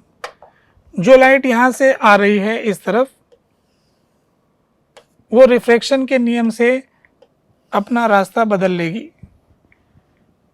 ऐसे ही इधर वाली साइड में भी होगा, और जो लाइट इसके पैरेलल अपन बना दें अगर डायग्राम में तो ऐसे आएगा। तो ये थोड़ा सा ऐसा डायग्राम होगा, यूँ यहाँ से यूँ, मतलब इसके पैरेलल जो ये वाली लाइट है इसके पैरेलल यूँ बना लीजिए। तो ये स्लिट, यहाँ पर एक स्लिट 1 है, यहाँ पे स्लिट 2 है, S1 और S2। तो यहाँ से जो लाइट थी वो यहाँ तक तो मीडियम 1 में रही और इसके बाद मीडियम 2 में आ गई, और यहाँ पर ये इसके पैरेलली लाइट यहाँ से आ रही है यूँ इस तरह से, ये मीडियम 1 में चल रही है, फिर ये मीडियम 2 में आ गई। तो हमें कैलकुलेशन फेज डिफरेंस का करना है, इसलिए पाथ डिफरेंस निकालेंगे। तो हम ये कह सकते हैं कि यहाँ तक का तो मीडियम एक है, तो यहाँ से अपन क्या करते हैं, इसमें एक परपेंडिकुलर डालते हैं। परपेंडिकुलर डालने से ये लेंथ बराबर ये लेंथ हो गई, एक ही मीडियम में चल रहे हैं। अब जो डिफरेंस क्रिएट हो रहा है वो ये है कि इस वाले मीडियम में तो ये लेंथ चला है, अब यहाँ पर एक परपेंडिकुलर डालेंगे तो ये लेंथ बराबर ये लेंथ। तो इन दोनों में आपस में कितना फेज डिफरेंस आ रहा है उसका हम हिसाब लगाने जा रहे हैं। उसका हिसाब लगाने के लिए हमने क्या किया, अपनी तरफ से ये वाला एंगल मान लिया कि अल्फ़ा है, तो ये वाला एंगल थीटा हो गया और डिटेक्टर इसी थीटा एंगल पर लगा रखा है जैसा कि क्वेश्चन में दे रखा है। तो स्नेल्स लॉ से इक्वेशन आ जाएगी हमारे पास n1 साइन 90 माइनस अल्फ़ा, क्योंकि नॉर्मल के साथ एंगल देखते हैं, बराबर n2 साइन 90 माइनस थीटा। तो यहाँ से n1 cos alpha is equal to n2 cos theta अपन को मिल गया। अब अपन को ज्योमेट्रिकल पार्ट डिफरेंस कैलकुलेट करने की बात आ रही है कि ये इन दोनों में आपस में कितना पार्ट डिफरेंस है। तो ये यहाँ से जो ये वाली जो रे जा रही है दूसरे मीडियम में जा रही है और ये वाली रे पहले मीडियम में जा रही है। तो अगर मैं इसकी लेंथ को L1 बोलता हूँ और इसकी लेंथ को L2 बोलता हूँ, तो मुझे L1 L2 का कैलकुलेशन करना है। तो ऑप्टिकल पार्ट डिफरेंस जो होगा, ऑप्टिकल पार्ट डिफरेंस हो जाएगा n2 L2, इसको n2 से मल्टीप्लाई करेंगे तो ऑप्टिकल पाथ लेंथ आ जाएगी माइनस n1 L1, उसकी ऑप्टिकल पाथ लेंथ आ जाएगी। अब ये जो कैलकुलेट करने की बारी आती है कि इन दोनों की वैल्यू कितनी होगी, तो ये वैल्यू कैलकुलेट करने के लिए हम ये कहेंगे कि ये वाला एंगल थीटा है, तो ये वाला एंगल थीटा है और ये वाले पॉइंट को P मान लेते हैं, ये वाली लेंथ अपन x मान लेते हैं x। तो हम ये लिख सकते हैं कि x cos theta is equal to L2, x cos theta is equal to L2, ऐसा लिखा जा सकता है। और x cos alpha is equal to L1, x cos alpha is equal to L1। तो यहाँ से हम सब्स्टिट्यूट कर सकते हैं इसका कैलकुलेशन करने के लिए कि L2 और L1 को x की टर्म्स में रख लिया जाए, या जैसे कि मैं L2 को L1 की टर्म्स में एक्सप्रेस करना चाहता हूँ तो इन दोनों को आपस में डिवाइड कर देता हूँ। तो यहाँ से मुझे पता लगा कि cos theta upon cos alpha is equal to L2 by L1।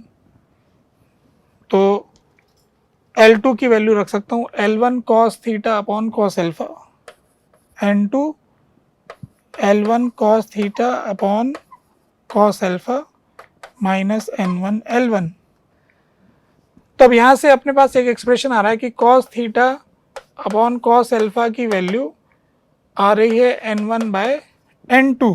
तो यहाँ पे सब्स्टिट्यूट कर देंगे N2 L1 और ये N1 bye N2 minus N1 L1। तो ये N2 से N2 कट गया, तो N1 L1 minus N2 N1 L1 यानी 0 आ गया।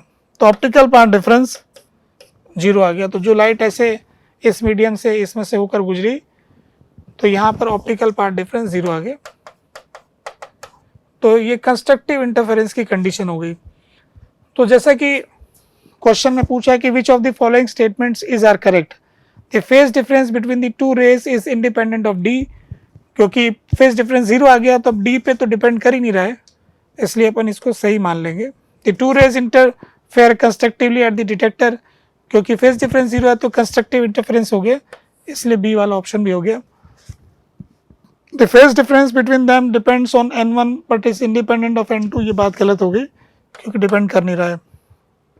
इसमें लिखा है the phase difference between the two rays vanishes only for the certain values of d and angle of incidence with theta being corresponding angle of refraction। तो इसमें ये लिखा है कि फेज डिफरेंस जो है दो रे में कुछ ही d की वैल्यू के लिए ऐसा होगा and the angle of incidence of beam width, यानी कुछ स्पेसिफिक एंगल ऑफ इंसिडेंस के लिए और कुछ ही d डिस्टेंस के लिए ऐसा होगा। हमारे एक्सप्रेशन में हमने देखा है कि ऐसा हुआ तो नहीं है, और जहाँ तक इसमें दे रखा है कि N1 N2 तो इसके बराबर नहीं है, और अगर यहाँ पर TIR हो गया तो इसका तो कोई केस बन ही नहीं सकता है, इसलिए डी वाला ऑप्शन भी हम मतलब सेलेक्ट नहीं कर रहे हैं, क्योंकि हमारा एक्सप्रेशन में 0 वैसे ही आ रहा, तो हम इसमें से ए और बी पसंद कर रहे हैं। ए और बी इसके 2 आंसर हो जाने चाहिए। ठीक है, ये क्वेश्चन एक पीवी डायग्राम का था, जैसा कि मैंने प्रेडिक्ट किया था कि क्वेश्चन पेपर में एक ऐसा क्वेश्चन होगा जो पीवी डायग्राम का होगा। ये पीवी डायग्राम का क्वेश्चन तो आया था, थोड़ा इजी भी था, पर थोड़ा सा क्वेश्चन में मिस्टेक दे रखा था। एक तो ये समझ में नहीं आ रहा था बच्चों को कि ये जो वर्टिकल लाइन है ये लाइन है भी कि नहीं है, इसमें कुछ एरो वगैरह नहीं दिखा रखा था, तो इससे कन्फ्यूजन पैदा हो रहा था। दूसरा, इन्होंने ये बताया कि BC जो है वो एडियाबेटिक एक्सपांशन की प्रोसेस, सॉरी आइसोथर्मल एक्सपांशन की प्रोसेस है। तो आइसोथर्मल अगर एक्सपांशन करेंगे तो ग्राफ के अंदर इन्होंने P को बढ़ा रखा है, जो कि होगा नहीं। मतलब इसका जो सही ग्राफ होगा वो ऐसा होना चाहिए कि एडियाबेटिक कंप्रेशन का तो ठीक है, ऐसा आ गया, और आइसोथर्मल एक्सपांशन का ग्राफ ऐसा आएगा, और फिर इसके बाद में ये प्रोसेस आ जाएगा। तो इन्होंने थोड़ा सा यहाँ पर एरो दिखाया नहीं, कुछ बच्चों को इससे कन्फ्यूजन हो सकता है। यहाँ क्वेश्चन में हमें दे रखा है कि प्रेशर की वैल्यू यहाँ पे 300 है किलो पास्कल में, और यहाँ पर 100 है किलो पास्कल में। इस तरफ प्रेशर है और इस तरफ वॉल्यूम है। यहाँ का वॉल्यूम जो है वो हमें दे रखा है 0.8, और गामा की वैल्यू 5/3 दे रखी है, और 1/3 की पावर 0.6 को आप ले लेना, ln2 को 0.7 ले लेना, ऐसे कुछ कैलकुलेशन के लिए जानकारी हमको दे रखी है। तो अब अपन को इनमें से स्टेटमेंट चेक करना है कि कौन सा सही गलत है। तो ए वाला स्टेटमेंट तो टोटल वर्क डन सारी प्रोसेस का पूछ रहा है, तो इसको हम बाद में करेंगे। सेकेंड वाला पूछ रहा है एक एक प्रोसेस का वर्क डन, तो थोड़ा सा ये भी स्पष्ट नहीं कि वर्क डन किसका वर्क डन। तो यहाँ पर हम कुछ ना दिया हो तो संभाल लेंगे, work done by gas, gas के वर्क डन की बात करेंगे। यहाँ सिर्फ मैग्नीट्यूड पूछा है, माइनस प्लस जो भी साइन उसको मॉड लगा देंगे। तो magnitude of work done in process B to C, B से C जो है एक्सपांशन की प्रोसेस है ये, तो B से C का वर्क डन का फॉर्मूला होता है अपने पास में, हम अगर लिखना चाहेंगे तो यहाँ का वॉल्यूम हमको पता नहीं है, तो पहले हमें क्या कर लेना चाहिए, यहाँ का वॉल्यूम पता कर लेना चाहिए एडियाबेटिक की प्रोसेस के हिसाब से। तो अपन पहले वॉल्यूम पता कर लेते हैं। तो P1 V1 की power gamma is equal to P2 V2 की पावर गामा। तो यहाँ से P1 की वैल्यू जो है इस जगह की P1 मान लेते हैं, ये 100 होगी, और ये हो गया 0.8, और गामा की वैल्यू 5/3। P2 की वैल्यू है 300, और V2 हमको मालूम करना है जिसकी पावर 5/3। तो यहाँ से 0.8 जो है उसको हम लिख सकते हैं 8/10, और 8 को लिख सकते हैं 2 की पावर, तो यहाँ से आ जाएगा 1/3, और यहाँ पर आ जाएगा 8 को लिख सकते हैं 2 की पावर 3, तो ये 2 की पावर 5 अपॉन 10 की पावर 5/3, 10 की पावर 5/3, और यहाँ पर आ जाएगा V2 की पावर 5/3। तो V2 की पावर 5/3 हो गई, तो दोनों तरफ 3/5 पावर हम लगा देते हैं, 3/5 पावर हम लगा देंगे, तो V2 की वैल्यू हमको मिल जाएगी 1/3 की पावर 3/5, 3/5 हो गया, और यहाँ पर 2 की पावर 3/5 थी तो 8 हो गया, और नीचे 10 हो गया। तो यहाँ से ये हो गया 1/3 की पावर 0.6 इंटू 0.8। क्वेश्चन में दे रखा है कि 1/3 की पावर 0.6 अगर दे रखा है तो उसको हाफ मान लेना, तो हाफ मान लेते हैं, हाफ इंटू 0.8, तो इससे ये 0.4 आ गया।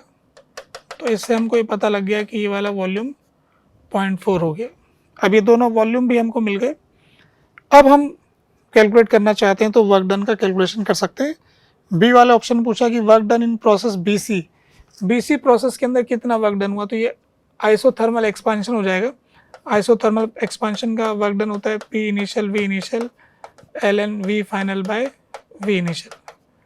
तो पी इनिशियल हमको दे रखा है 300 इंटू 10⁻³ और वी इनिशियल की वैल्यू 0.4 आ गई और ln 2 आ गया। ln 2 की वैल्यू 0.7 ले सकते हैं, ऐसा क्वेश्चन में दे रखा है। तो यहाँ से आ जाएगा 3 10⁵ 3 इंटू 4 इंटू 7, तो यहाँ पर हो जाएगा 10⁻3। तो ये आ जाएगा 7 चौक 28, 28 इंटू 3, तो 28 इंटू 3 का कैलकुलेशन देख लीजिए। 8 × 24 × 2 84 आ गया। तो 84 जो दे रखा है किलो जूल में आ रहा है, तो इसलिए बी वाला ऑप्शन सही हो गया। फिर मैग्नीट्यूड ऑफ वर्क डन, अच्छा ये वर्क डन पॉजिटिव आ जाएगा, तो आप ऐसा कह सकते हैं कि WBC जो है 84 किलो जूल गैस का वर्क है। सी से ए तक का वर्क डन 0 हो जाएगा, तो WCA 0 के बराबर हो गया, ऐसा दे रखा है डी वाले ऑप्शन में, तो डी वाले को हम सेलेक्ट कर लेंगे। अब सी वाला ऑप्शन और रह रहा है ए से बी प्रोसेस के अंदर कितना वर्क हो गया। सो ए से बी जो प्रोसेस है वो एडियाबैटिक कंप्रेशन हो जाएगा। एडियाबैटिक कंप्रेशन का वर्क डन का फॉर्मूला होता है P initial V initial minus P final V final upon minus gamma plus 1।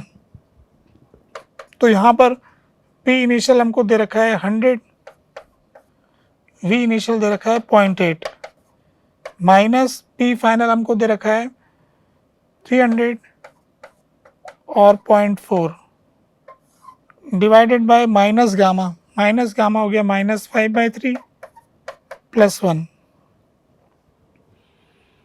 तो यहाँ से कैलकुलेट करेंगे तो इसका कैलकुलेशन ये आ जाएगा 80 और ये आ जाएगा 120 और ये 80 माइनस 120 माइनस का 40 आ गया और नीचे आ जाएगा -2/3,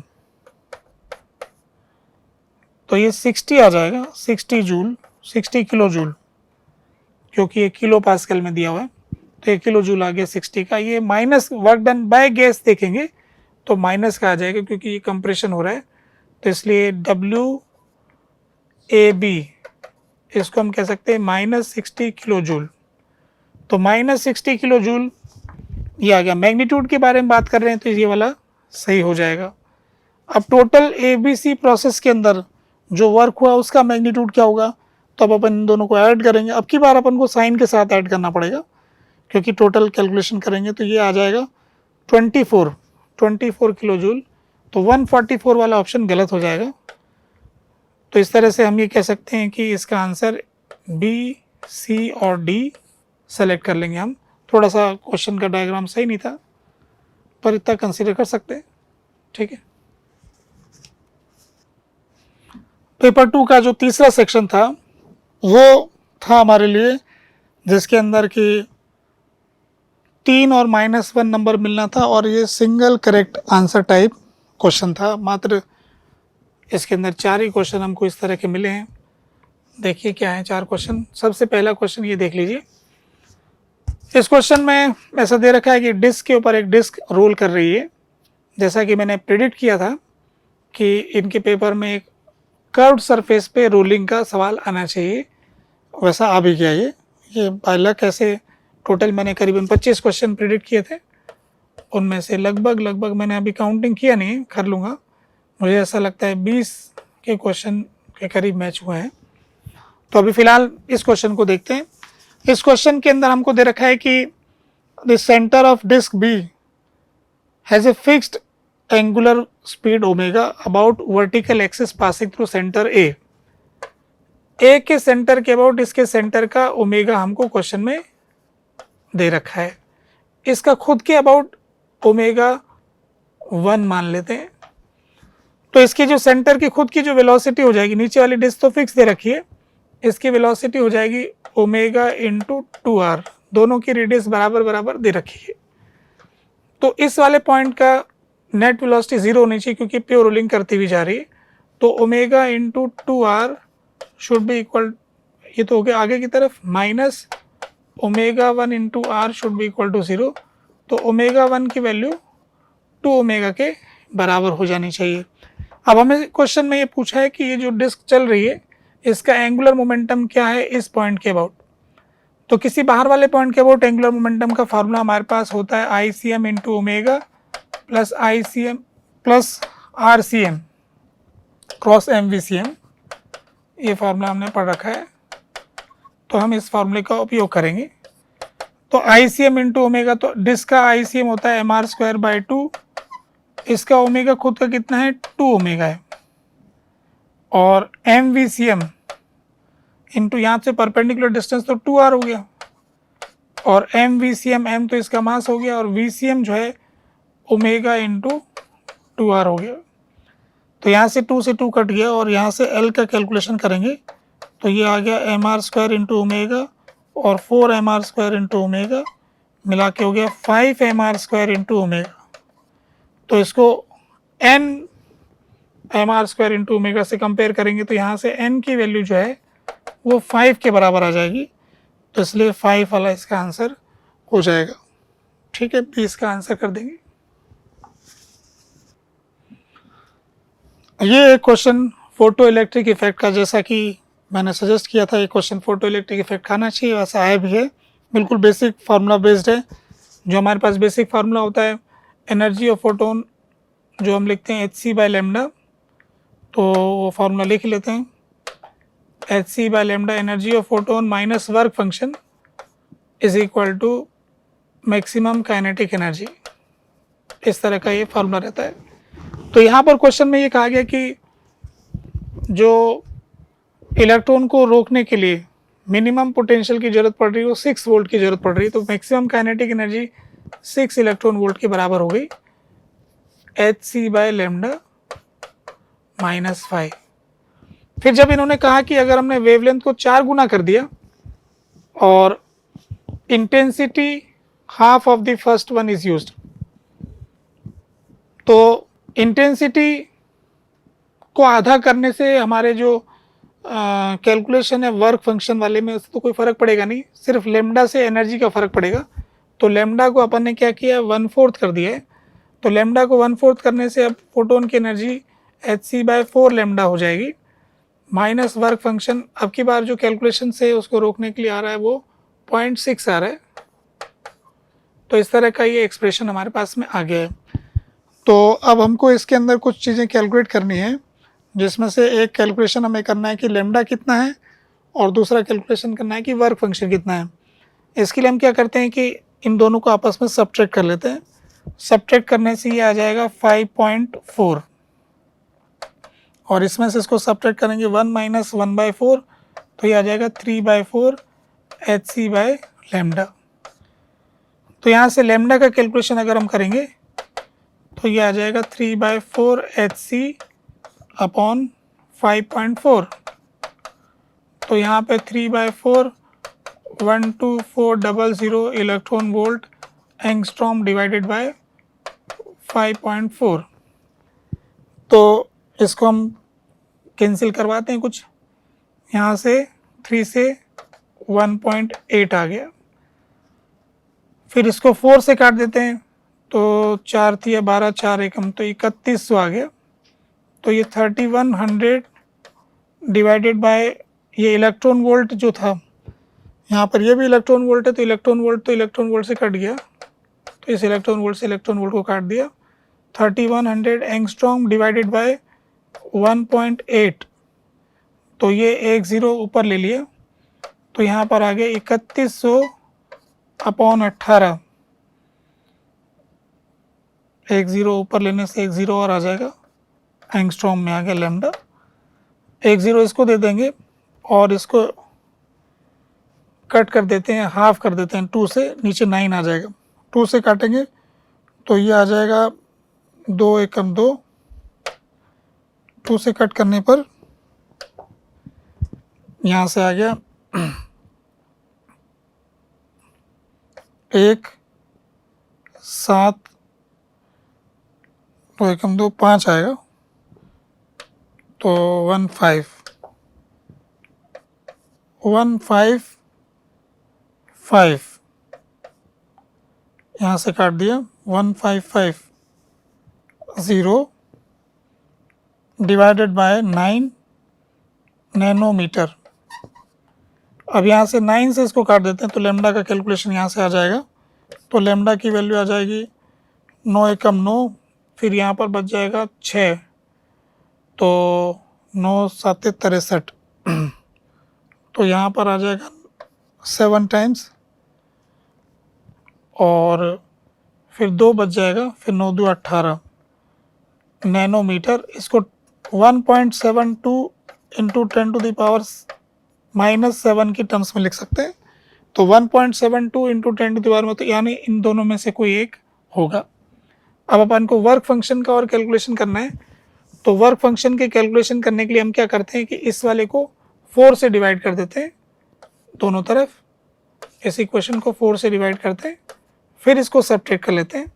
4 से डिवाइड करेंगे तो ये 6/4 हो जाएगा 3/2, यानी 1.5 माइनस 0.6, तो ये हो जाएगा 0.9, ये वाली दोनों टर्म कट जाएगी, और 5 माइनस 5/4 हो जाएगा वो, तो ये आ जाएगा 3/4 5, तो ये आ जाएगा 5 की वैल्यू 1.2। तो यहाँ से 1.2 वाला ये वाला ऑप्शन सही हो गया, ये वाला ये सही हो गया, ये वाला ये सही हो गया, यानी कि ए सही हो गया। तो क्वेश्चन नंबर 16 का आंसर ए हो गया। ये क्वेश्चन जो है स्क्रू गॉज से जुड़ा हुआ था, जैसा कि प्रिडिक्शन में कहा गया था कि कोई ना कोई एक सवाल वर्नियर कैलिपर या स्क्रू गॉज से जुड़ा हुआ आना चाहिए, ऐसा आ भी गया है, और बिल्कुल बेसिक सवाल है मेरे हिसाब से। ये क्वेश्चन कर सकते हैं जिसने थोड़ा सा भी पढ़ा होगा, कुछ कठिन नहीं है। इसके अंदर हमको क्वेश्चन में ये दे रखा है कि एक वायर है जिसका कि स्क्रू गॉज की सहायता से डायमीटर नापा जा रहा है। क्वेश्चन में दे रखा है कि pitch of the main scale is 0.5, यानी मेन स्केल को अगर एक राउंड हम कट करवाते हैं तो वो 0.5 उसका आगे डिस्प्लेस करता है। सर्कुलर स्केल जो दे रखा है, तो सर्कुलर स्केल के अंदर हमें दे रखा है कि 100 डिविजन्स दे रखे हैं, और एक रोटेशन में वो मेन स्केल में 2 डिवीजन आगे शिफ्ट करता है, ठीक है। तो कहना ये चाहते हैं कि मेन स्केल जो है उसका मेन स्केल डिवीजन जो है वो 0.5 मिलीमीटर हो गया, जैसा कि लैंग्वेज से समझ में आ रहा है। फिर इसके बाद में ऐसा लिखा है कि जब वो एक राउंड कंप्लीट करता है तो 2 मेन स्केल डिवीजन आगे बढ़ता है। तो अपन ने 2 मेन स्केल डिवीजन का मतलब हो गया, 2 मेन स्केल डिवीजन का मतलब हो गया कि 1 मिलीमीटर। तो अपन ने 1 मिलीमीटर को 100 में डिवाइड कर रखा है, तो इस तरह से जो नॉर्मल मेजरमेंट का तरीका हो गया, 1 मिलीमीटर इज डिवाइडेड बाय 100। तो इसका हम कह सकते हैं सर्कुलर स्केल डिवीजन जो है 1/100 mm की टर्म्स में आ जाएगा। तो क्वेश्चन में ये दे रखा है कि जब हमने किसी भी तरह का कोई जॉस मैंने वायर बीच में नहीं रखा तो उस समय मेन स्केल की रीडिंग 0 है और वर्नियर स्केल की रीडिंग 4 है, तो इससे अपन को 0 एरर मिल जाएगा। तो 0 एरर की वैल्यू अपने पास में आ जाएगी 4/100 mm, 4/100 मिलीमीटर की टर्म्स में आ गया। फिर हमने पहले अटेम्प्ट में वायर को रखा, 2 बार वायर का डायमीटर नापा जा रहा है, तो फर्स्ट रीडिंग को अपन लिखना चाहेंगे। तो फर्स्ट रीडिंग जो आ जाएगी 4 मेन स्केल डिवीजन, अपन जानते हैं कि 2 मेन स्केल डिवीजन से 1 आता है, तो 4 मेन स्केल डिवीजन से 2 आ जाएगा, 2 प्लस 20 डिवीजन आ गया तो 20/100।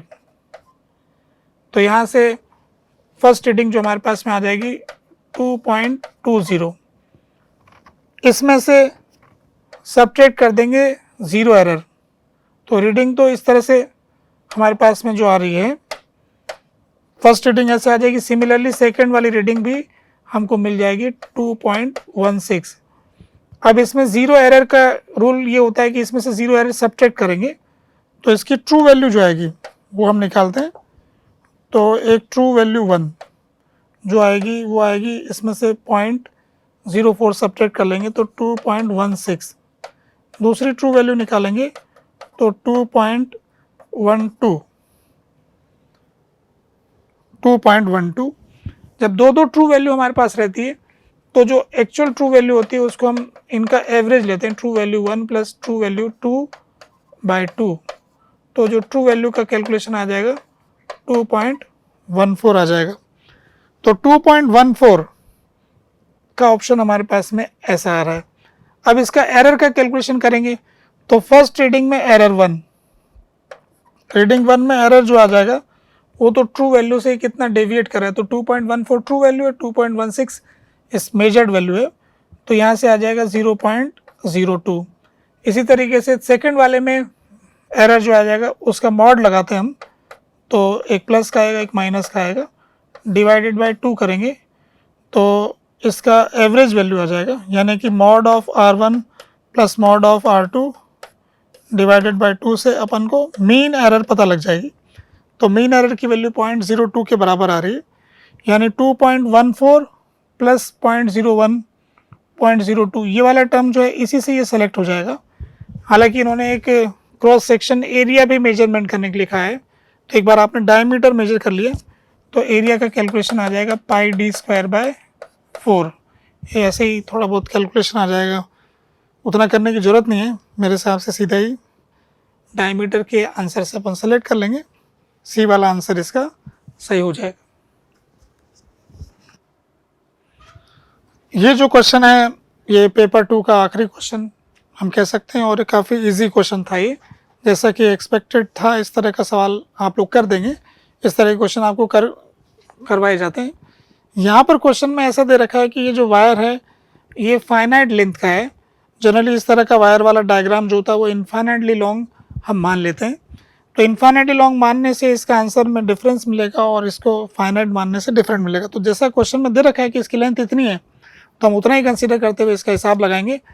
ये जो स्ट्रेट पोर्शन है इसमें क्या एक्चुअली ओ पॉइंट जो है ना, एक करंट यूँ करके घूम करके ऐसे जा रहा है, एक स्ट्रेट वायर फिर सेमी सर्कुलर आर्क, फिर क्वार्टर आर्क, फिर इस तरफ जा रहा है, और ओ पॉइंट पे पूछा है एक्स वाई प्लेन, ये बोर्ड वाला प्लेन हो गया, जेड एक्सिस इस तरफ आ गई। तो अगर हम देखेंगे डायरेक्शन वाइज तो नेगेटिव जेड डायरेक्शन में सबकी वजह से मैग्नेटिक फील्ड आएगा, सारे ऑप्शन में माइनस के दे रखा है, तो डायरेक्शन से तो कोई दिक्कत ही नहीं है।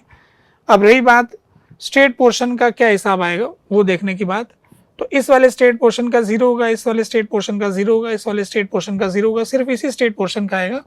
तो उसका अगर हम कैलकुलेशन करना चाहेंगे तो वो आएगा μ0/4π I अपॉन परपेंडिकुलर डिस्टेंस, इसका हो जाएगा L, I/L, और इसका यहाँ से एंगल देखेंगे तो इसको ज्वाइन करने पर ये वाला एंगल 45 डिग्री आएगा।